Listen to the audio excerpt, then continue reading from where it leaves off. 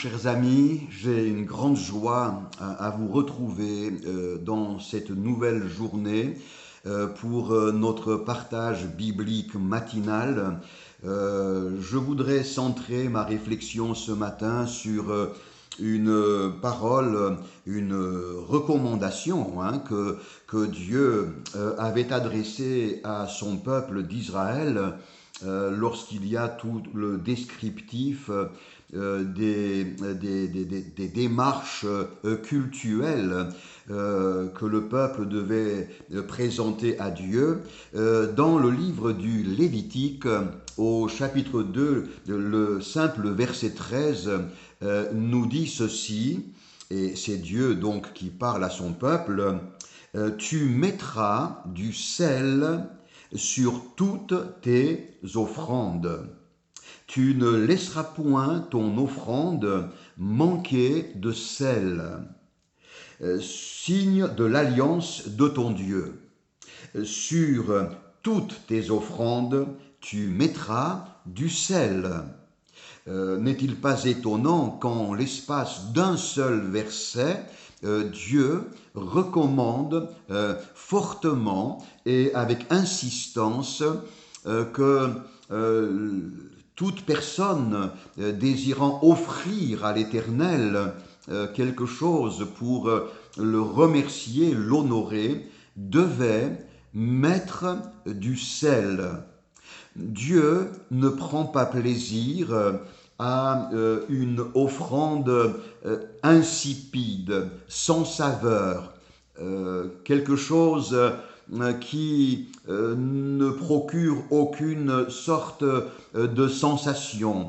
Bien au contraire, tous les moyens d'expression dont nous disposons pour le louer, le bénir, le prier, le servir, en un mot, lui apporter nos offrandes, tous ces moyens doivent contenir une saveur, un goût, un parfum intense pour réjouir son cœur et honorer le Dieu merveilleux qu'il est. Manquer de sel, c'est quoi?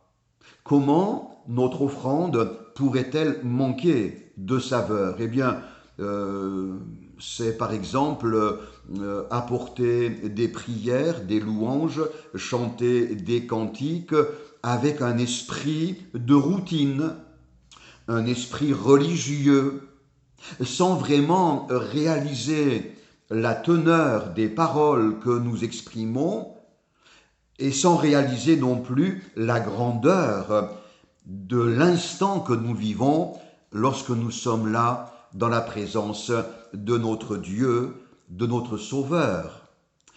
Laisser notre offrande manquer de sel, c'est aussi peut-être apporter à Dieu des choses, des expressions par contrainte, parce qu'il le faut bien.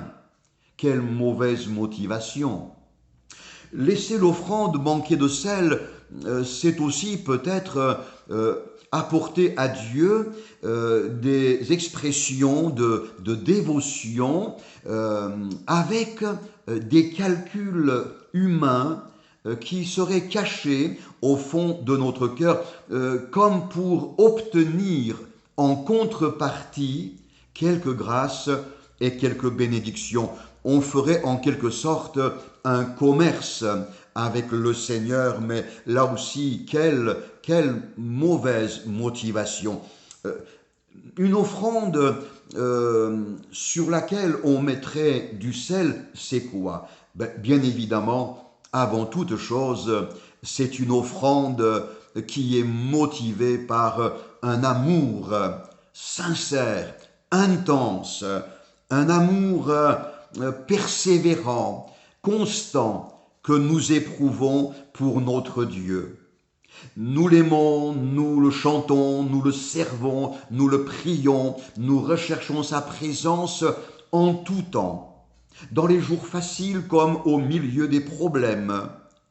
Parce que l'amour que nous avons pour Christ, notre merveilleux Rédempteur, ressemble à un brasier, un feu qui brûle avec intensité. Et nous ne voulons surtout pas que ce brasier d'amour s'atténue, s'affaiblisse, s'appauvrisse et menace même de s'éteindre. C'est ton amour pour Jésus, le Seigneur et le Sauveur de ta vie. C'est ton amour pour lui qui va donner à toutes les formes de service la saveur que le Seigneur attend. Mettre du sel sur notre offrande, c'est la lui présenter avec des émotions. Nous ne voulons pas laisser de l'indifférence, de l'insensibilité s'installer dans nos cœurs à l'égard de notre Dieu, de notre bon et tendre Père céleste. Mais nous voulons éprouver des émotions profondes, précieuses pour sa personne. Mettre du sel sur notre offrande, enfin, je dirais que c'est offrir à Dieu avec la foi et par la foi. Vous le savez, c'est par la foi qu'Abel a offert à Dieu une offrande qui a réjoui et honoré le Seigneur. C'est par la foi, autrement dit, sans aucune notion de mérite, qui valoriserait nos personnes et flatterait notre ego. Nous lui offrons nos vies, notre temps, notre service, nos louanges, nos cantiques, notre pécule, tout ce que nous possédons, nous le lui offrons en réalisant bien que nous n'avons aucun mérite à le faire. C'est par la foi.